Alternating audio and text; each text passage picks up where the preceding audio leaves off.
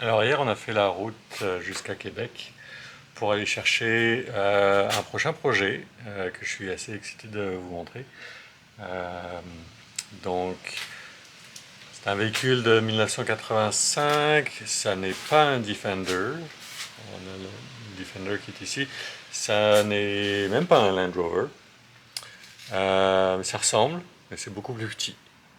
Alors en fait sans plus attendre, je vais vous montrer, on a acheté un Suzuki Samurai, Jimny en Europe, Samurai en Amérique du Nord, Gypsy je crois en Australie. Euh, alors la base est quand même relativement saine, il a déjà été refait dans le passé, mais on va pouvoir passer à travers tout, tout ce véhicule pour le remettre en état. C'est un véhicule qui n'a pas été modifié pour faire de la trail vraiment. Il y en a beaucoup aujourd'hui qui font juste du 4x4 qui ont été modifiés avec des grosses roues, des ailes découpées, plus de bancs, etc. Lui est pas mal d'origine dans son jus. Euh, il a je sais pas combien de kilomètres. Le compteur indique, me semble, 98, fait qu'il doit avoir peut-être 100 000 et 98 ou 200 000 et 98. Your guess is mine. On va changer les sièges parce que en dessous des sièges, on voit que les tissus, la mousse, même le duct tape, tout ça a rendu l'âme depuis un moment. Donc j'ai une paire de sièges de Grand Caravan qu'on va adapter. Les planchers sont plutôt corrects, mais comme je dis, ils ont déjà été refaits. Donc ça c'est bon. On a un peu de fibre de verre par endroit. On voit qu'il a été repeint. Il était blanc dans le passé, d'origine. Il a été repeint en vert. À terme, on le repeindra nous aussi probablement. Le moteur est d'origine. C'est un modèle 1.3. Le carburateur a été changé pour un Weber. Donc maintenant on a un choc manuel, c'est encore plus simple, un peu moins de choses à faire à ce niveau-là. Tout petit moteur, donc là aussi ça va faire l'objet d'une vidéo. On fera une révision du moteur. Commencer par changer l'huile, changer les filtres, changer tous les fluides partout, vérifier le taux de compression, changer les bougies, peut-être changer les câbles de bougies, filtre à air que j'ai même pas ouvert, regarder, voir de quoi ça a l'air. Le petit winch de 1000 livres, c'est un Warn, mais lui je pense que on va l'enlever. Ce véhicule là va avoir, finalement on va s'en servir nous en ville. Toute l'année, été comme hiver. C'est un petit véhicule tellement pratique, facile à se garer partout, qui a pas mal plus de style que les nouvelles Fiat 500 ou quoi. Et que ça va être un petit véhicule juste pour circuler en ville, qui va être bien sympa. Ici,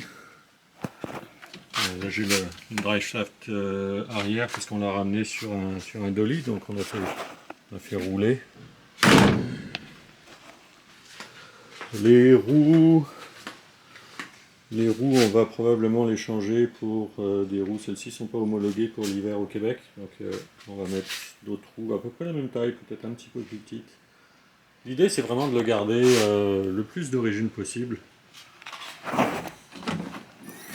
Il y a une banquette arrière. Alors c'est un choix, on a un coffre, des sièges arrière. Mais pas grand chose d'autre, hein. C'est l'un ou l'autre. C'est pas grave, on a l'autre camion qui a plus de place. Fait que ça va être pas mal de démontage, de nettoyage. On va faire des raccords de peinture un peu partout, des petites réparations, au moins pour le garder dans un état correct. On va vérifier aussi tout ce qui est les éléments de sécurité, suspension, frein. Aujourd'hui, il freine quasiment pas. Suspension, pareil, on va le mettre d'origine. Là, on a des pièces, là j'ai oublié le nom, un peu plus haute que d'origine. Donc probablement mettre des lames neuves, des bushings neufs, pour repartir propre là-dessus. Pour les freins, comme je disais, on va regarder l'état, faire un minimum une purge du liquide de frein. En arrière, c'est des tambours, je vais aussi regarder, les ajuster, ajuster le frein à main. Et puis à l'intérieur, les plastiques ont pris une couleur grise avec le soleil, mais il y a moyen de les restaurer en les chauffant. On voit qu'on a quelques points de rouille, mais c'est de la rouille de surface, il n'y a rien de vraiment très méchant. En fait, ce qui a déjà été plus problématique a déjà été réparé. On voit qu'il y a de la fibre de verre. C'est un projet.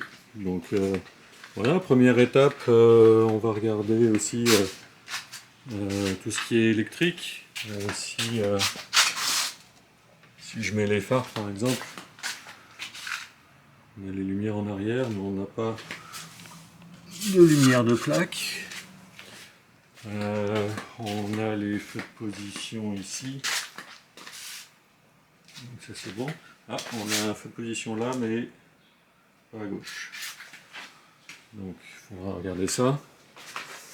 Je crois que si je mets les phares, c'est ça. Il est borgne. On va garder toute l'électricité. C'est peut-être juste une ampoule, c'est peut-être une mauvaise connexion.